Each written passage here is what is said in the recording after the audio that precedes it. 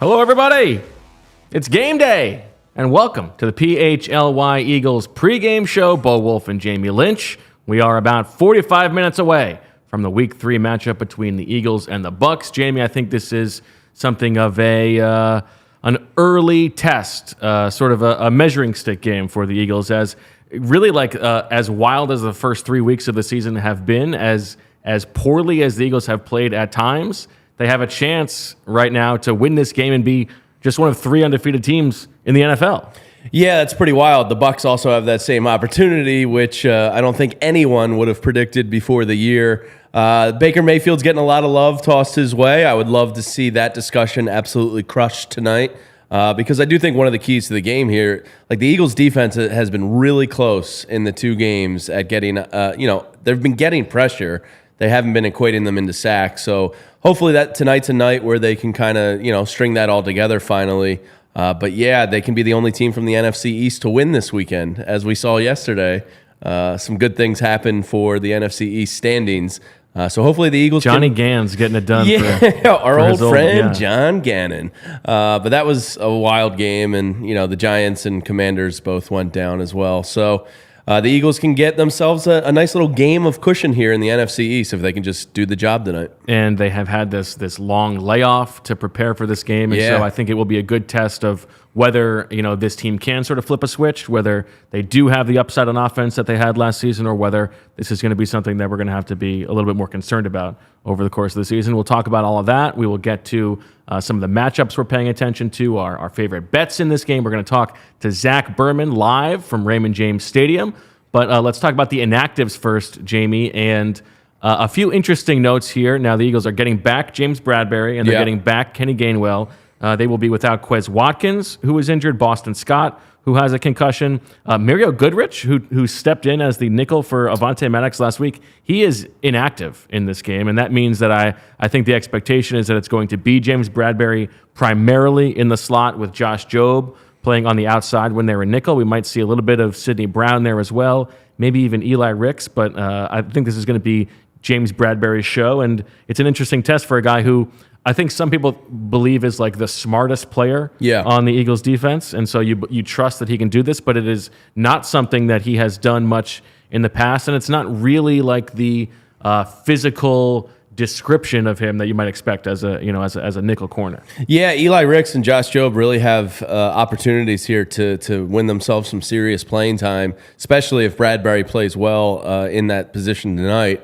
Those are kids thrust into opportunities now, and both have the kind of that big pedigree behind them with the Alabama blood in their system. So this shouldn't be too big for them. We'll see. One of them has to emerge here with Maddox gone for the year as a guy you can kind of count on, because I wouldn't want to see Bradberry playing the slot all season long. I almost feel like it's the new NFL, though, so maybe it's not a waste of his talents. But he was so good as an outside guy last year that you don't want to lose that for the season. So sure. We'll see. I imagine when they only have 4 defensive backs on the field, he'll just be on the outside. He's going to play 100% of the snaps, I'm guessing. I would think so. Absolutely. With a guy like Mike Evans on the field, I certainly hope so. He doesn't seem to skip a beat even if Baker Mayfield's the quarterback. Seriously. It's wild. I avoided him in fantasy this year because I was like, Baker Mayfield, it was like getting late. It was like 6th round. I was like, Mike Evans is still there. Right. He's like consistently just the quietest, best receiver in the NFL, doesn't skip a beat ever. The only receiver in NFL history who has 1,000 yards in each of his first 8 seasons. So Baker's got some targets. So this is a handful tonight for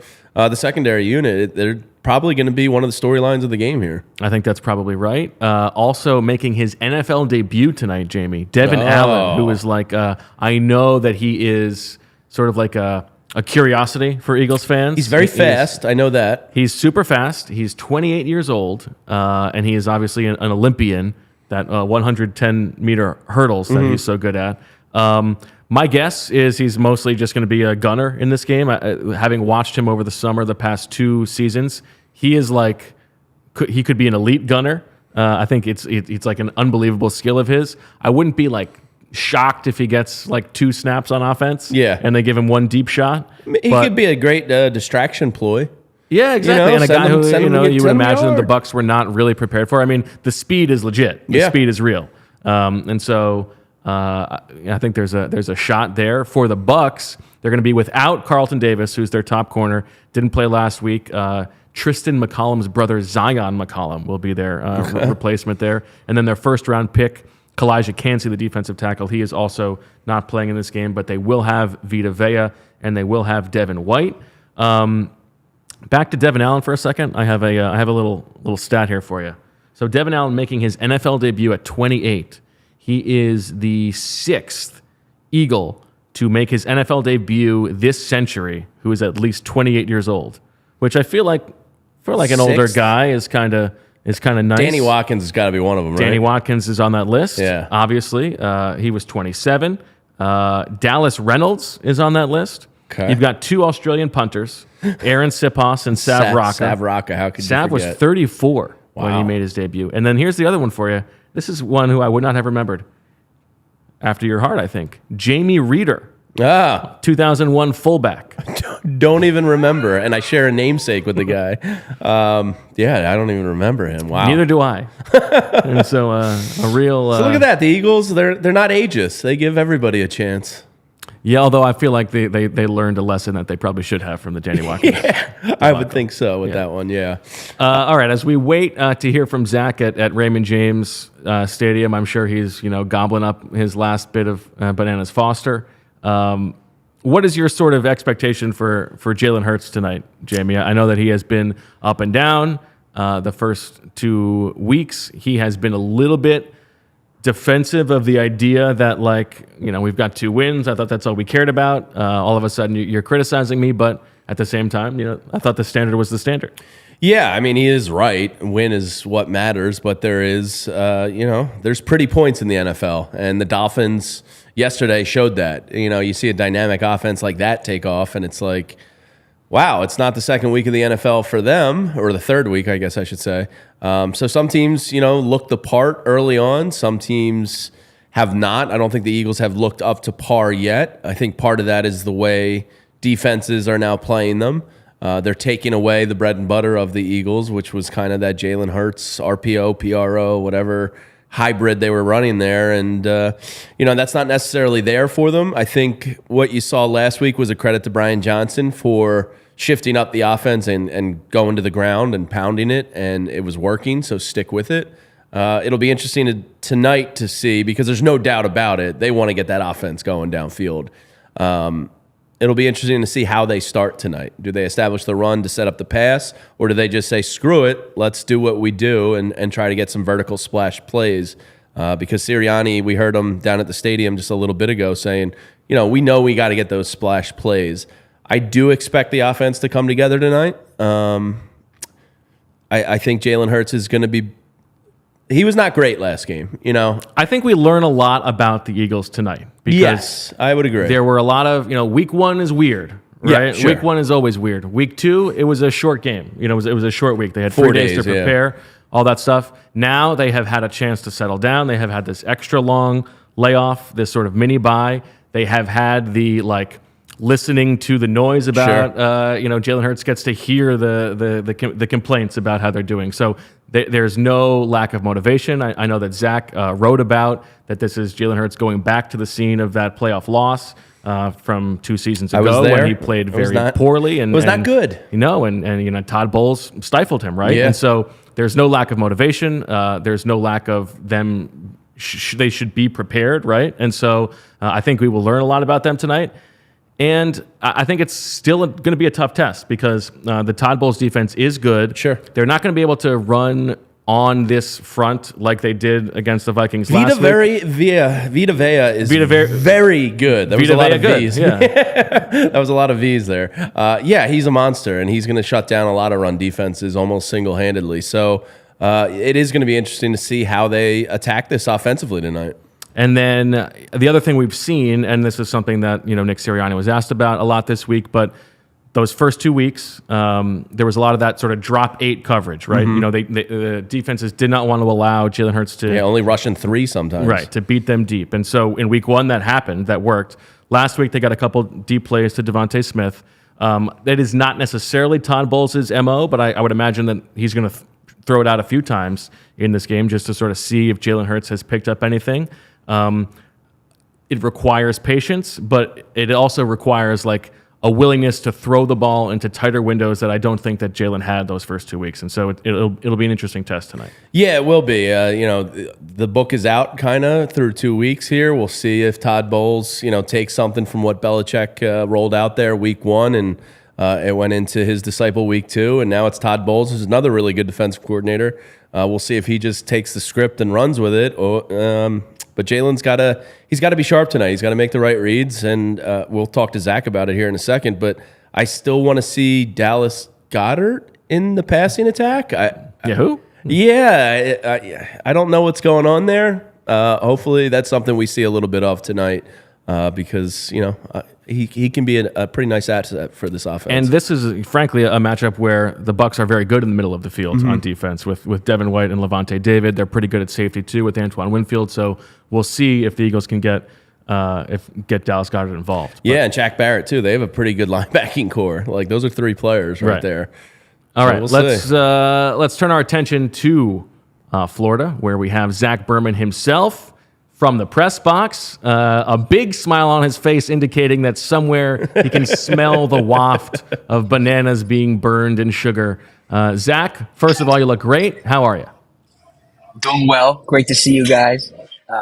I'm not going to live down that Bananas Fosters thing. I just want to say that occurs at halftime. So we're far away from that right now. So, Zach, the James Bradberry question here. With Mario Goodrich inactive, is your expectation that we're going to see just James Bradberry as the nickel, or do you think we're going to see sort of a cycling of other people? Yeah, so the reason I'm a few minutes late into the show here is because I wanted to make sure that I saw pregame warmups before I came over. And in the pregame warmups, it was very clear that when they were in 11-on-11, James Bradberry was up first in the slot with Josh Jobe on the outside. When they were in 7-on-7, Sidney Brown was in the slot with James Bradberry on the outside. My guess is you'll see a lot of Bradberry in the slot, but it could be matchup dependent. With Goodrich absent, like you mentioned, you take away that option, really it's either Bradberry or Sidney Brown.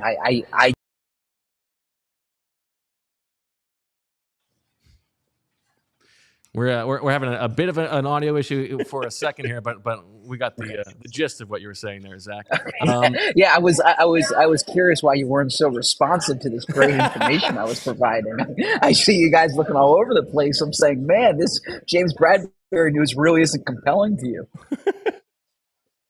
I thought we were expecting a Luigi Badpoor joke, and I guess we never heard it. I'm not taking your material. In terms of the rest of what we're going to see on defense tonight, if we stick on that side of the ball just to start with, Zach, given the Bucs' relative weakness up front, I know that Baker Mayfield has not taken many sacks this season, but they've also played against some pretty light units in terms of opposing defensive lines. Do you view that as sort of the Eagles' opportunity to have the biggest mismatch in this game? Certainly, especially on the interior there. And I think that's where you've seen the Eagles in these first 2 weeks at the end of the Patriots game, different points in the Vikings game, get some interior pressure with Jaylen Carter, with even Jordan Davis, Fletcher Cox in there, Milton Williams. So I think that's where you'll see the Eagles really try to push the Bucs is the interior of that offensive line. That's where the Bucs are undermanned, and the Eagles have had success there. Jaylen Carter, according to Pro Football Focus, is 3rd in the league in pressure. So some in pressures. So something to watch there.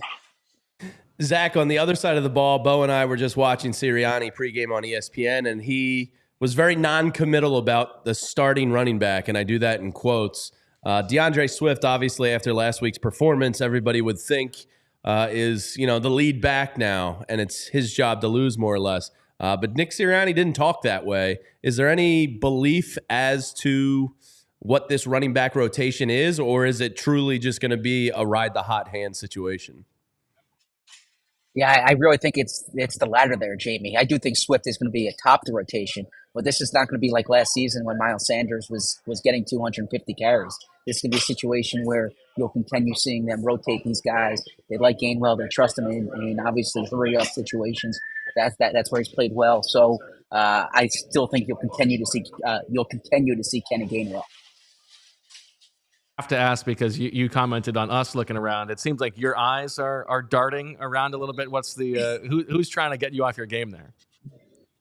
The Eagles coaches just walked by as I was talking about their plan in the backfield there. So I was trying to see if they were going to sneak any words of wisdom in the last minute. Yes, you should have talked about how well coached this team has been in their preparation for the game. You know what? In hindsight, I probably should have. That would have been a veteran move as they were walking by, saying, "You know what? The strength of this team is really the assistant coaches that are in the coaching booth throughout the game. Like that's where the Eagles are getting all their next time, all their ammo. Yeah, next time, yeah. You're getting your early reps, just like all of us here. In terms of the weaponry, Zach, obviously. We don't want to make necessarily too much of the A.J. Brown dust-up. He said it was a 0.5 out of 10. Nick Sirianni said it was a 2. But against this Todd Bowles defense that has done very well against Jalen Hurts in the past, admittedly a different kind of Jalen Hurts offense. But in terms of, if you had to guess how the ball is going to be spread around tonight between A.J. Brown and DeVonta Smith and Dallas Goedert, what is your expectation? I'm guessing you see A.J. Brown early. My presumption, and you saw this last week, of course, with Goedert getting 2 targets on the opening drive. You saw it last season in week 2 with DeVonta Smith getting that first touch. I think it was made a deliberate effort to get A.J. Brown the ball, and they should. A.J. Brown's one of the best receivers in the league. I do think you're going to see a more pronounced effort to make sure Dallas Goedert's touching the ball. The target share he has is not what it should be. And I think they recognize that too. As we say this, you also need to get DeVonta Smith the ball, right? So there's going to be a disproportionate amount of targets to those 3. You saw that last year. I don't think you're going to see as much to like Zacchaeus or Covey or Devon Allen. Of course, Quez Watkins is not in the lineup here. So this is really going to be focused on their big 3. And when you look at the target share at the end of the game, it'll be disproportionate to those 3. Zach, Eagles defensive ends, defensive tackles, seems like they've been getting close to the quarterback a lot, but not really converting a ton of those into sacks. If I set a line tonight at 3.5 sacks for the Birds, would you think that's a over or under type of game for them tonight? It's a good question because Baker Mayfield's only been sacked once this season, right? Yeah. But that's the strength of this Eagles defense. Certainly Eagles fans should want that to be over. I think that's a good number. I think if you get 3, that's solid. If you can get might have been a bad line. I should have gone 2.5. I'll admit. If you go 2.5, I'm going with the over. All right. Probably 3.5. I'm going with the under. So I'm going to say 3. Josh Sweat's been getting pressure throughout the season. Hassan Reddick, he was a slow starter last year, and then of course finished near the top of the league in sacks. He's still dealing with that thumb injury.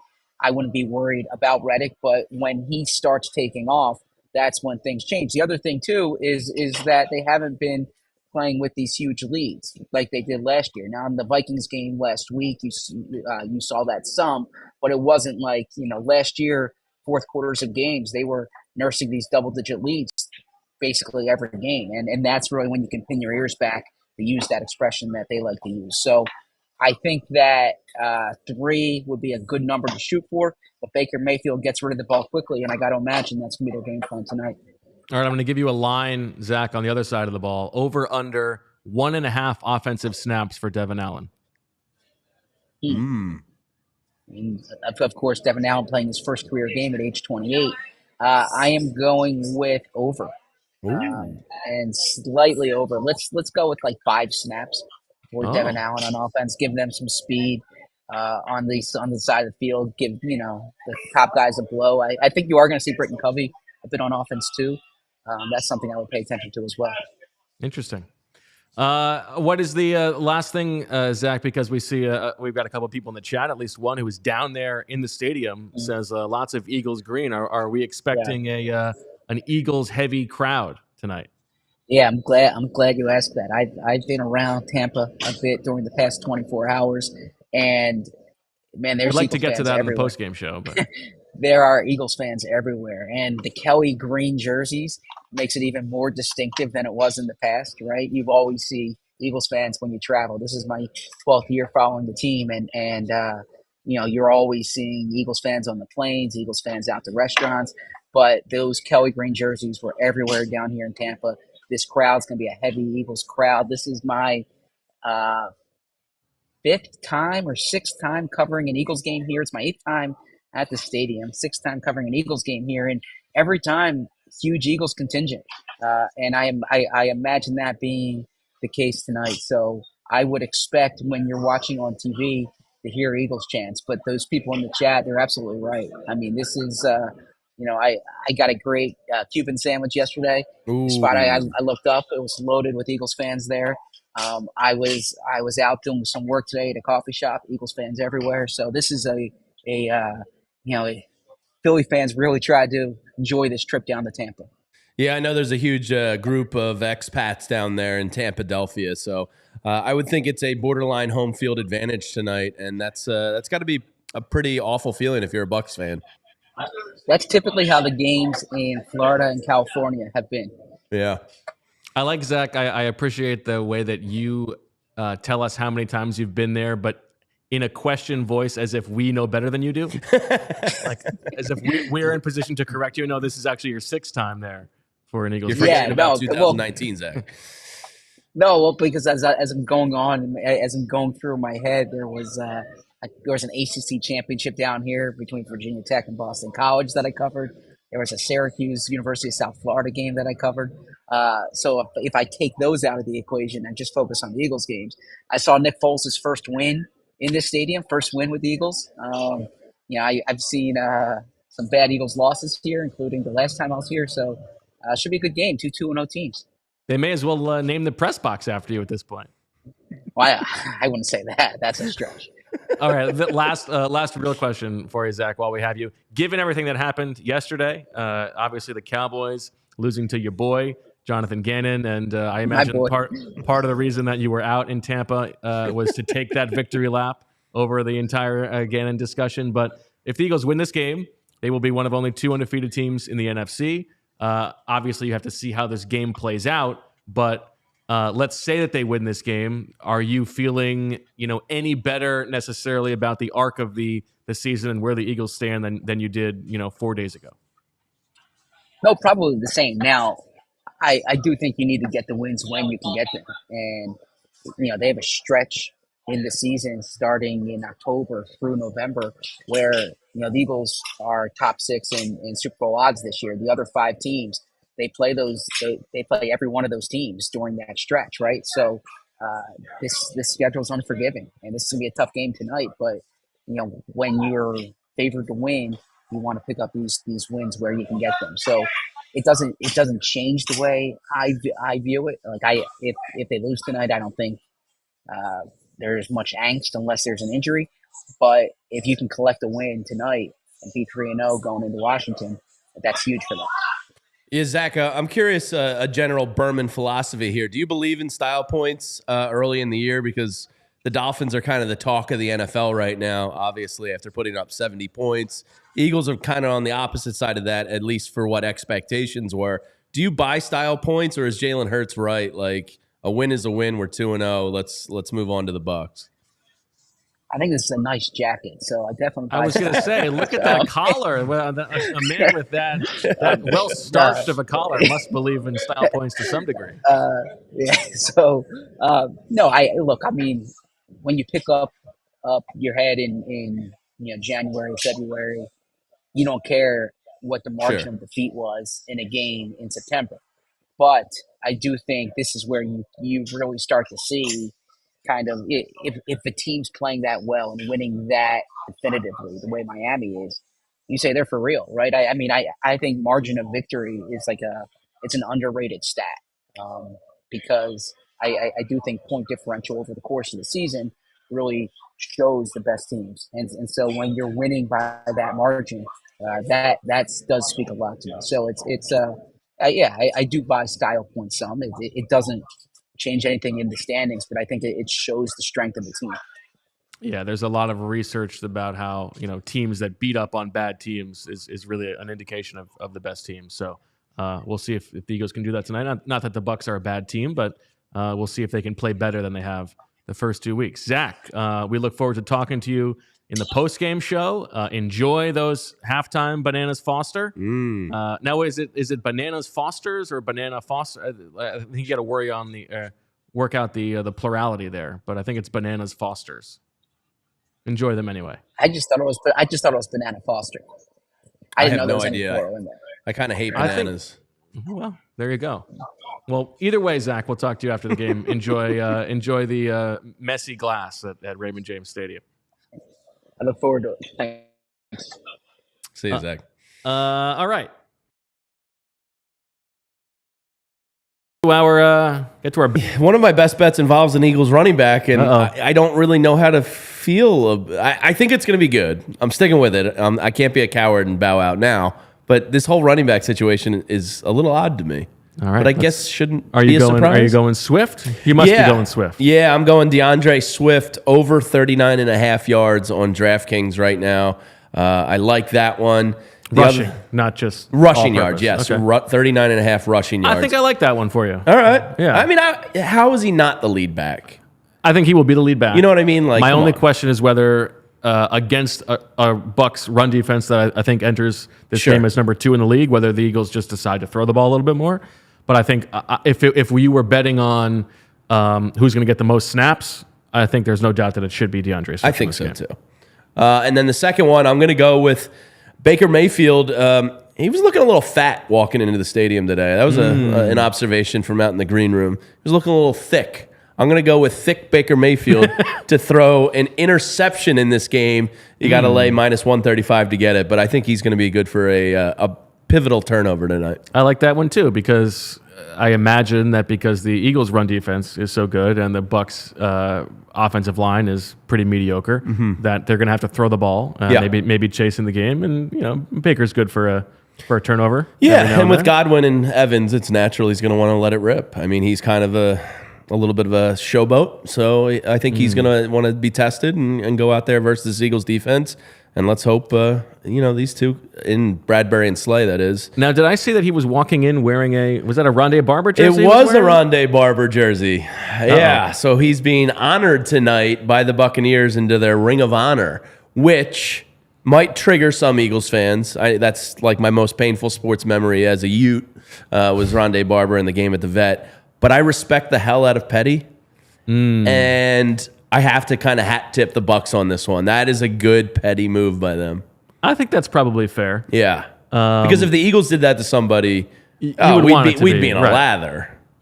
Right. If it was a Vikings game, let's bring Patrick Robinson and Chris Long absolutely. in. Right. Yeah, absolutely. Yeah, so I respect Petty. So it's Rondé Barber night. Hopefully the Eagles can ruin that night. We can have a long discussion about like the merits of putting a cornerback in a Tampa 2 into the Hall of Fame when that whole point of that defense is that's an easy position to play and that those guys are replaceable, but that doesn't have to be. Yeah, well, he's got the right last name for it. Well, we talk about it now. Yeah, there you go. My 2 bets, I'm going to double down on a bet that I made last week and won, which was the under on the rushing total for the opposing running back. Rachaad White, 48.5 rushing yards. Seems a little bit rich for me. I don't think that the Bucs are going to have much success running the ball in this game. I mean, with the way Cox, Davis, and Carter, and even Williams have looked, I like that one. I mean, that's a ferocious front. I know they got Vita Vea on the other side, but those 4 and the ability to rotate them and keep them fresh is a real strong suit for the Eagles. And then my other one here, I'm a little off the board. I'm going Trey Palmer, who is the Bucs' 3rd receiver. I think we've seen this Eagles defense in the past. It just takes 1 or 2 plays And with James Bradbury sliding into the slot, you sort of imagine that they're going to search for whatever the weak point in the secondary is. I imagine that in their mind is going to be Josh Jobe. I think it takes one completion for a Trey Palmer, one big play. Yeah. I think the Eagles in the early days of this defense, when there are expecting to be some sort of missed assignments, some errors of communication, which we saw on the KJ Osborne touchdown last week, I imagine that like Trey Palmer is the guy that they're going to forget about. All right, yeah, I could see that. And one of the worries right now is kind of the pass defense on this team. They've allowed a lot of receiving touchdowns, so pass defense a concern, as Merrill Reese once tweeted early in the morning. So I can totally see that happening, without a doubt. I mean, Avonte Maddox is a huge injury. Like that's a big loss for this team because that dude's a really good slot corner, and now as we talked about, Jobe and Ricks have to step up here, and we've seen glimpses, but we don't really know what we have, especially with Goodrich out. Right. One other player I think worth talking about here tonight, Jamie, and you mentioned him there and just how good the Eagles front has been. This is a bit of a homecoming game for Jaylen Carter. This is the closest he'll get to play to his hometown. This is another like primetime game. I think you could see a case where like this is a national coming out party for Jaylen Carter. Where are you on the like Jaylen Carter hype train in your mind? He's been a monster. I mean, I don't see these advanced stats when I'm watching the game live with you out there on the couch, but when you watch them, you notice them. And then you read up on, some of these pressures he's getting, his get off time from the line, and some of this like deep nerd diving analytics stuff. And you're like, wow, this is maybe even more impressive than my naked eye has seen. So I think it's real. I said before the season, I thought he was a great play for Defensive Rookie of the Year. He was second on the odds. But I think it's real. I think his playing time is only going to grow here. And it's really exciting. It's kind of amazing they got him at 9th overall. We all know the circumstances why, but the Eagles really might have gotten a gem there at 9th overall. I think that certainly seems that way. I mean, we'll see how the arc of his career plays out. But the so first far, 2 games are pretty damn strong. That's exactly right. How's your you are a man with 2 young kids. Yeah. You're an active man. How's your back these days? What's like the state of your back? The worst it's ever been in my life. I think I figured out why parents all eventually end up with bad backs. It's the amount of time you're on your hands and knees picking up toys. No doubt. Is just at the same time, like a good kids activity in my mind is like if I can lie down and play with the kids, that's a win for everybody. Yeah. My youngest, who's about 2, shout out Skylar and Paige if you're watching. She loves to grab my neck and I walk her around like a horsey. So that's really good for my back, and it's doing great. I like that. Yeah. Shout out to Casey and Jane and everybody else. Yeah. Why not? I think the back is not in a good place. Yeah. Yeah. I also feel like when I wake up, like the sleep into the back, never a good situation. Yeah, I hurt my shoulder sleeping recently. So like overall, I'm just kind of deteriorating quickly here. Does that make you like appreciate even more the Jason Kelce, like a man? Yes. Because I'm 3 or 4 years older than Jason, and I'm not bashing skulls with NFL players and doing all the physical rigors of the NFL. I mean, I feel like what we do is it's tough. pretty close. I did do that earlier. I moved the mic arm. I pick up and down the laptop. So we're pretty comparable, I think. I think it's comparable. Yeah. No, it really You're made both me, at the top of your profession. Yeah. It really made me because I just watched it this past week. It really made me appreciate what the hell these guys go through, because I walk around the neighborhood and I play golf and I'm falling apart, and he does what he does, and I did get shot up with Toradol before doing this pregame because you got to do what you got to do to be at 100%. But yeah. What are we doing? Yeah. No, I mean the fact that he's still playing at this level in his career is remarkable.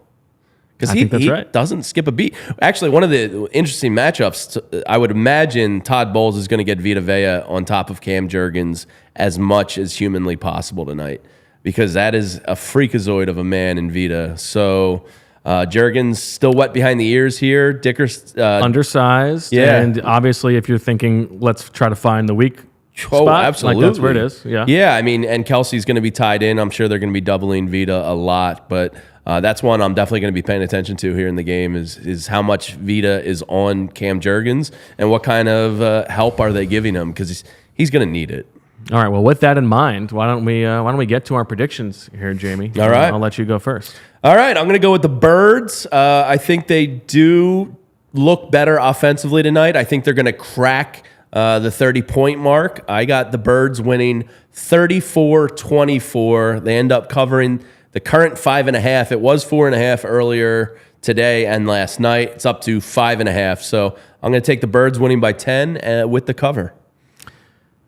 Something you will learn about me, Jamie, is that it's important for me to be able to like take credit, sure, no matter what the outcome is. And all week I've been sort of leaning that the Eagles are going to lose this game. In our prediction on Friday's show with Zach, I predicted that the Bucs would win. I did it again in the written piece with him that went on allphly.com today.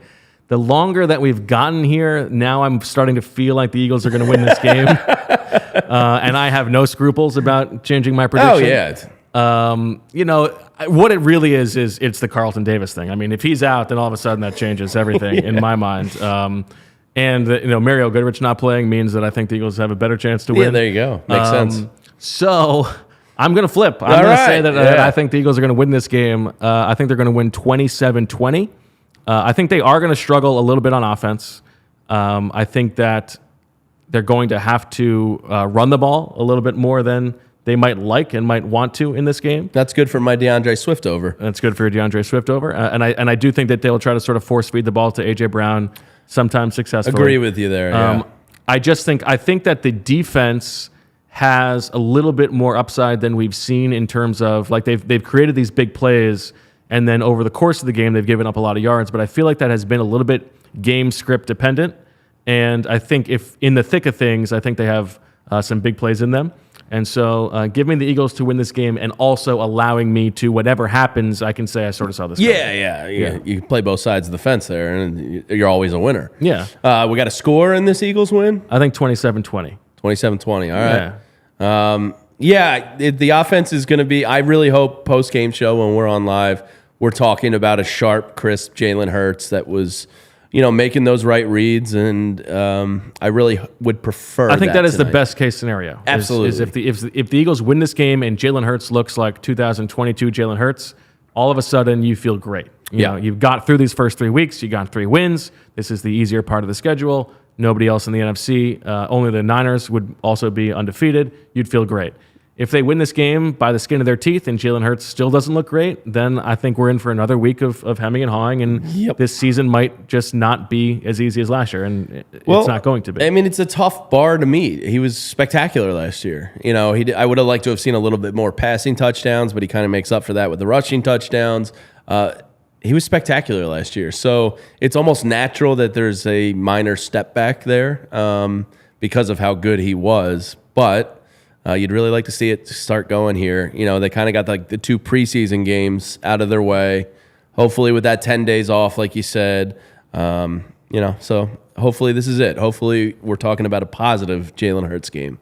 No, I guess we will find out, and we will find out pretty shortly here as we prepare to send things off about 7 minutes away from kickoff. We're going to go get settled up here. I like the early kickoff. It's fantastic. Yeah. Give me 7:15 starts all the time. Yeah, that's great. Yeah. Next week we got one of our only 1 o'clock games. Yeah. Not bad. We'll be here in the daylight. Yeah. That'll be strange. That will be strange. So we're going to get ready to watch the game here. I imagine that you guys are going to do that as well. Give you a chance to, hit the head before the game if you need to. And we will see you after the game with Zach Burman joining us, Bo Wolf, Jamie Lynch here for the PHLY Eagles post-game show. But for the pre-game show, we thank you for watching. Enjoy the game. And as always, we love you.